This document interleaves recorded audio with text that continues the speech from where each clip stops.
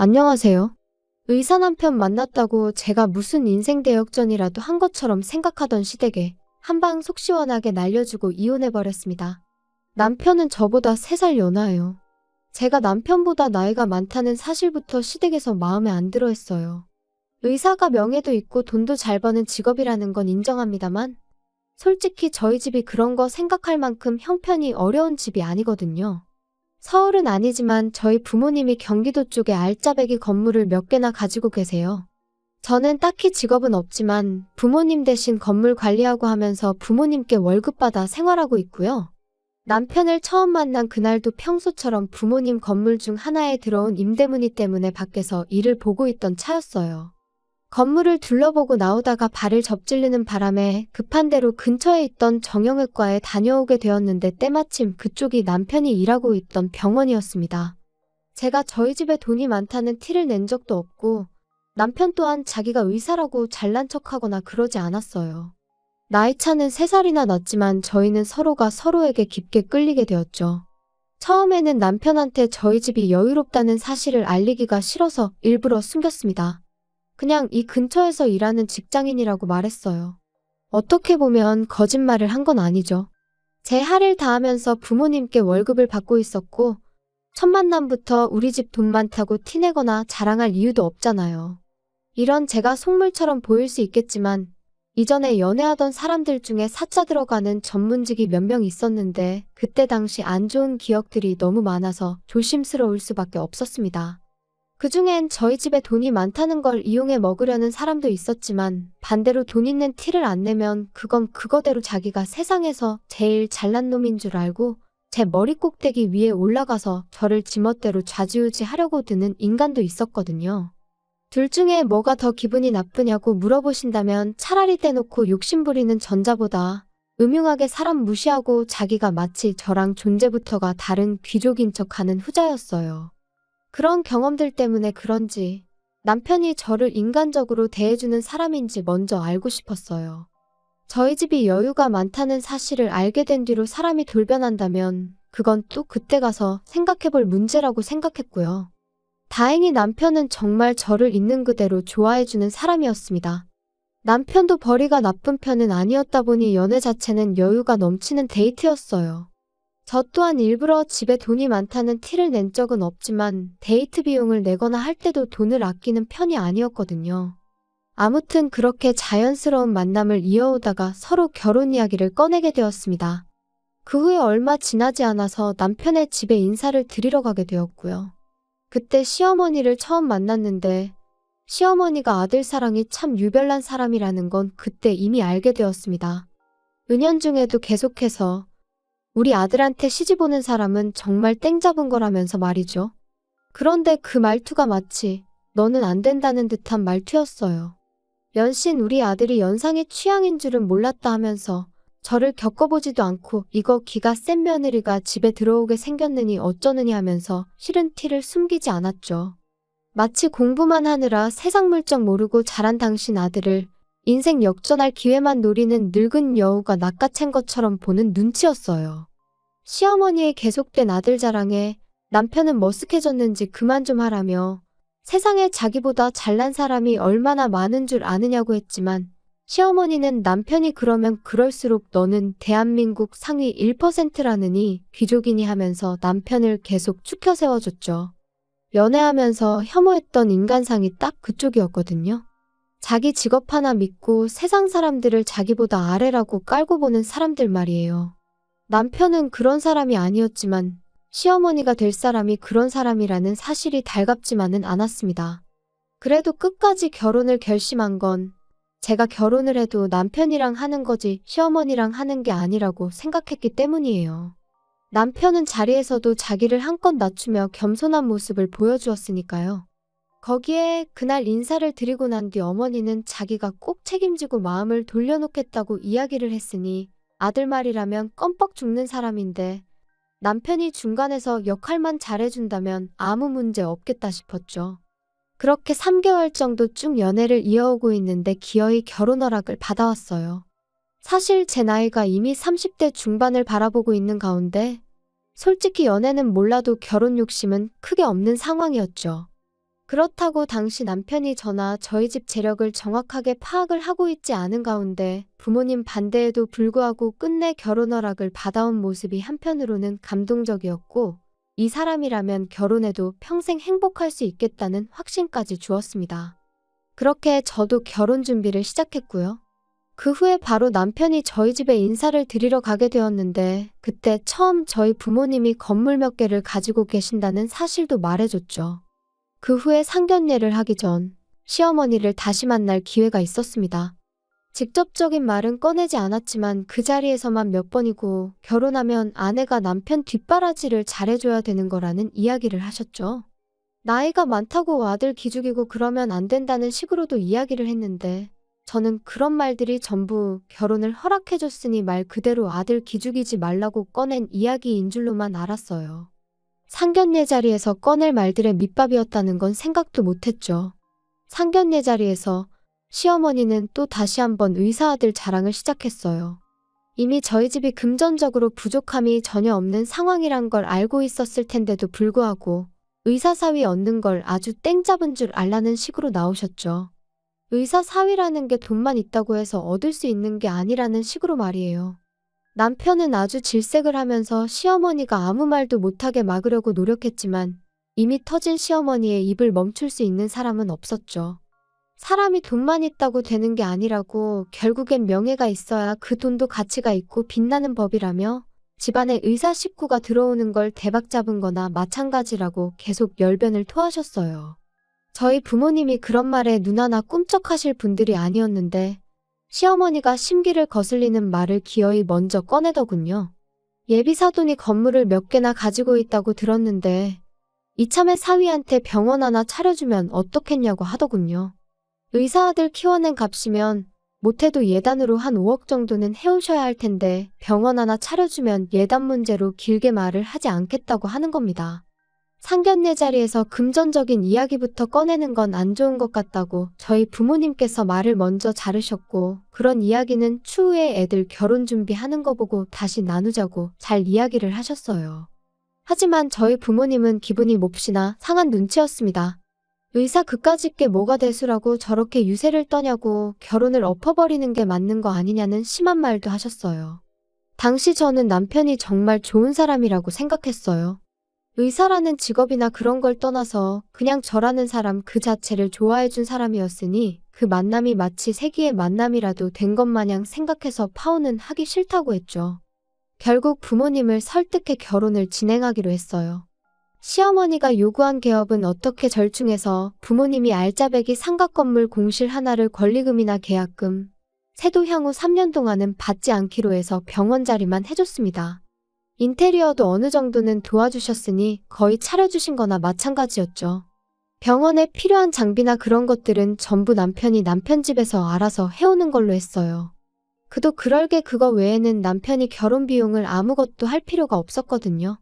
집에 자동차부터 혼수, 집에서 쓸 국그릇 하나까지 전부 다 저희 집에서 해가기로 했거든요. 들어간 돈만 따지고 보면 시댁 쪽도 병원에 들어갈 기자재들 사느라 지출이 컸겠지만 비교조차 할 수 없을 만큼 저희 집에서 큰 돈을 해간 거나 마찬가지였죠. 그러니 돈에 환장한 시어머니와도 아무런 문제 없이 그렇게 결혼을 진행하기로 이야기를 끝낼 수 있던 거였고요. 결혼하고 알게 된 건 병원 일이라는 게 제가 생각했던 것보다 많이 바쁘다는 거였어요. 월급 받고 일할 때랑은 또 다른 것 같더라고요. 의사가 돈을 잘 번다고는 하지만 쉽게 번다는 생각은 들지 않더라고요. 야간 진료에 주말에도 오전 진료까지 해야 하니 집에서 같이 쉴 시간도 많이 없었어요. 그러다 언젠가 남편이 같이 보낼 시간이 너무 없다는 식으로 저한테 아쉬운 척 말을 꺼내왔습니다. 그러면서 자기가 했던 것처럼 월급 받고 일할 페이닥터 한 명을 구하고 싶다는 이야기를 또 꺼내왔어요. 마침 자기 대학교 후배 중에 한 명이 자기 아는 후배 일할 자리가 없냐고 연락을 해왔다더라고요. 병원 운영은 당신이 하는 건데 당신이 알아서 하는 거지 왜 그걸 나한테 허락을 받느냐고. 하고 싶은 대로 하라고 했어요. 남편은 쭈뼛거리면서 당장 환자 수 생각해보면 월급까지 주기엔 적자가 나는 상황이라고 설명을 하더라고요. 끈덕지게 물고 늘어지는 게 그래도 의사가 한 명 더 있으면 환자도 더 받을 수 있고 쉬는 날도 늘어나서 장기적으로 보면 분명히 이득이라고 설명을 하는데 계속 이야기 들어보니 당분간 적자가 나는 부분을 제 돈으로 메꿔달라고 부탁하는 것처럼 보였습니다. 그걸 알게 되니 영 아니었어요. 개인 시간이 생겨서 부부끼리 시간을 보내게 되는 건 물론 장점이긴 하지만 월급 받을 때랑 다르게 이제는 자기 이름 걸고 개원까지 했는데 당장 일 시작한 지 얼마나 됐다고 벌써부터 꾀를 부리는 건가 싶었거든요. 적어도 사람을 구해 쓴다면 그건 병원벌이가 사람 월급 주고도 남을 만큼은 벌고 난 이후에 말을 꺼내는 게 순서 아니겠나요? 각자 벌이는 생활비 제외하고 알아서 관리하기로 했는데 저희가 뭐 생활비로 한 달에 몇백씩 쓰는 것도 아니고 환자도 아예 없는 게 아닌데 왜 돈이 모자란다는 소리를 하는 건가 싶었어요. 그러다 알게 된 사실인데 알고 보니 병원 장비랑 그런 걸 시댁돈으로 한 게 아니라 남편이 자기 이름으로 대출을 받아다가 마련했다는 사실을 알게 되었어요. 그러니 돈이 모자랄 수밖에요. 다른 것보다 남편이 저에게 거짓말을 했다는 사실이 믿기지가 않더군요. 그래도 최대한 좋게 해결해 보려고 했어요. 일단 남편 대출부터 해결해 주자는 생각이었습니다. 물론 그냥은 해줄 이유가 전혀 없었죠. 여기서 해결을 해준다는 건 돈을 대신 내주겠다는 게 아니고 은행 대신 돈을 빌려주겠다는 소리였어요. 그래도 은행에 비싼 이자를 내는 것보다야 남편 입장에서는 100배 1000배 좋은 조건이었을 테죠. 그리고 그렇게 한다면 남편도 대출로 나가는 부담이 적어지니 페이닥터 한 명 구해서 조금 탄력적인 스케줄로 일을 할 수 있었을 거예요. 그렇게 되면 남편이 말하던 대로 저와 함께 보내는 시간도 생기게 되는 거니 부부 사이인 저희 입장에서는 더할 나위 없이 좋은 이야기였을 거예요. 남편도 저한테 고맙다고 이야기까지 했고요. 그런데 남편이 저희 집에 차용증을 작성했다는 사실을 알게 된 시어머니한테서 연락을 받게 되었습니다. 이미 저한테 전화가 왔을 때부터 목소리만 들어도 기분이 안 좋다는 걸 알 수 있었어요. 대번에 저한테 어떻게 남편한테 차용증을 작성시킬 수 있냐고 저를 두고 돈에 미친 독한 년이라고 하더라고요. 재주는 곰이 부리고 돈은 떼놈이 번다더니 의사 아들이 죽어라고 번 돈을 차용증까지 써가며 받아가고 싶냐고 돈으로 지금 내 아들을 손바닥 위에 놓고 부려먹으려는 속셈이냐길래 아드님한테 자초지종을 제대로 들으시긴 한 거냐고 되물었어요. 기분 나쁘게 생각하실 거 전혀 없다고요. 상견례 당시에 이야기된 것과 다른 상황인데 제가 남편 얼굴 봐서 그냥 넘어가신 건 알고 계시지 않느냐 되물었죠. 정 이런 상황이 마음에 안 드신다면 돈 이야기는 없던 걸로 하겠다고 애초에 처음 이야기되었던 대로 어머님이 남편 대출금을 해결해 주시면 되는 거 아니냐고요.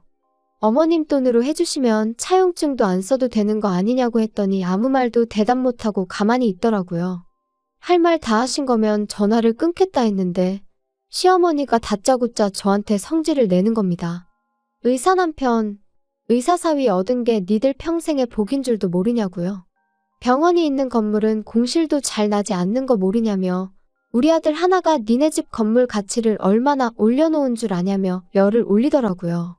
병원 들어오면서 상가 계약하신 분들이 좋아한 건 사실이긴 한데 그렇다고 해서 남편 병원이 없다고 저희가 힘든 상황도 아니었거든요. 뭘 알고 떠드시라는 말이 목끝까지 차올랐지만 시어머니니까 그렇게까진 하지 않고 그냥 무시해버렸어요. 저도 어머님이랑 사이나 빠지면서까지 남편을 도와주고 싶은 생각은 없으니 차용증권에 대해서는 제가 알아서 남편과 상의해보겠다고요. 남편이 싫다고 하면 그냥 은행빚 유지하면서 남편이 주 6일이고 낮밤 가리지 않고 쉬는 날도 없이 사람 구할 만큼 여력이 생길 때까지 혼자 개고생하면 되는 거 아니겠냐 하고 전화 끊어버렸어요. 그날 저녁 남편이 시어머니랑 통화라도 한 건지 집에 오자마자 저한테 사과부터 하더라고요.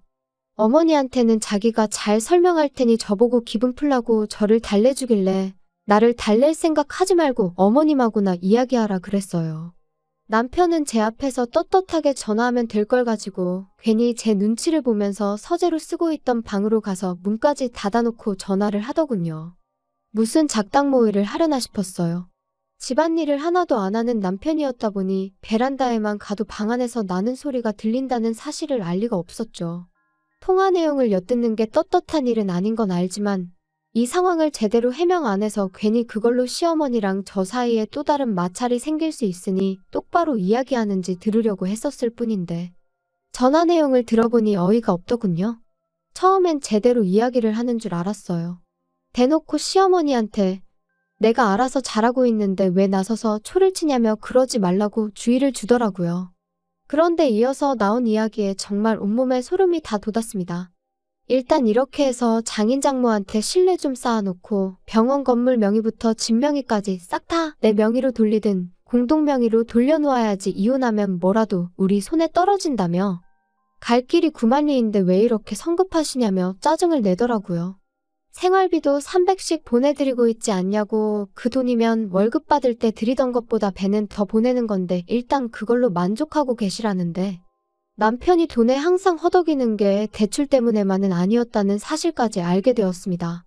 통화 마치고 온 남편은 뻔뻔하게 저한테 어머니랑 자리하기했고 다시는 같은 일로 저한테 연락하는 일이 없을 거라고 얼굴에 철판을 깔더군요. 당장이라도 폭발할 것 같은데 아무것도 모르는 척하고 있는 게 정말이지 너무 힘들었습니다. 작정하고 처가재산 노리는 게 저는 드라마에서나 있는 일인 줄 알았는데 바로 저한테 일어나고 있었으니 말이에요. 당장 제가 어떻게 할 수 있는 일이 없어서 다음 날까지 아무 일도 없는 척 가만히 있다가 친정부모님께 찾아갔습니다. 중간쯤부터이긴 하지만 대화 내용이 말도 안 되는 방향으로 흘러간다 싶어서 남편이 통화하고 있는 내용을 녹음해 놓았는데 그 내용을 들은 아버지께서 처음에 돈 밝힐 때부터 알아봤어야 한다며 치를 떨며 노발대발 난리도 아니셨지요. 그 길로 저랑 같이 병원으로 쳐들어갔어요. 남편은 전혀 생각도 못한 눈치로 웬일로 둘이서 같이 왔느냐고 하더라고요. 이미 물증까지 확실한데 더 기다릴 이유도 없겠구나 싶어서 곧바로 녹음해 놓았던 거 틀어주고 어디 한번 설명해보라고 했어요. 자기 목소리가 확실한데도 아니라고 잡아떼더군요. 아버지께서는 긴 말 할 것도 없다고 당장 이혼 서류부터 작성하러 가자고 호통을 치셨습니다. 내가 네 말고 내 건물에 병원 차리고 싶어하는 의사를 못 구하겠냐고?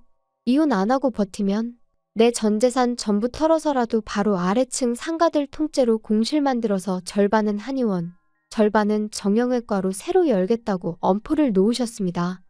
향후 3년간은 세를 따로 받지 않기로 하긴 했지만 남편이 대출도 많은 데다가 시댁 생활비까지 보태야 했으니 저희 아버지께서 저렇게 나온다면 남편이 버텨낼 재간이 없었겠죠.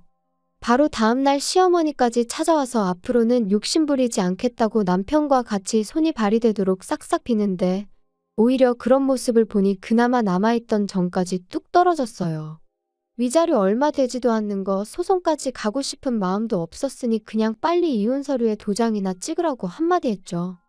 남편은 장비랑 기타 집기들 다 빚내서 산 건데 이건 어떻게 하냐며 비굴하게 나오길래 당신 어머님 말 맞다나 병원 들어오길 기다리는 건물들이 줄을 선다고 하지 않았느냐고. 하루라도 빨리 그런 건물 찾아서 거기다 새로 개원하라고 한마디 해줬습니다. 결국 두 사람은 용서도 받지 못하고 내쫓기듯 나가야 했어요. 시어머니는 다리에 힘이 풀린 건지 병원 밖을 나서는데 몇 번을 주저앉았다 일어섰다 하더군요. 결국 1년도 채 안 되는 결혼 생활을 마치고 이혼을 하게 되었습니다. 제대로 복수를 해줘서 속이 시원하긴 했지만 결국 사람 보는 눈이 부족했던 저 때문에 이 사달이 일어나게 되었으니 한편으로는 씁쓸하기도 하네요. 남편이 저희 집 재력을 진작에 눈치채고 있었다고까지는 생각하지 않으려고 해요. 지나간 과거에 얽매이는 것보단 앞으로 제가 어떻게 하느냐가 더 중요하다고 생각하니까요. 부도 좋고 명예도 좋지만 사람의 귀천을 따지는 족속들하고는 두 번 다시 상종하기 싫네요.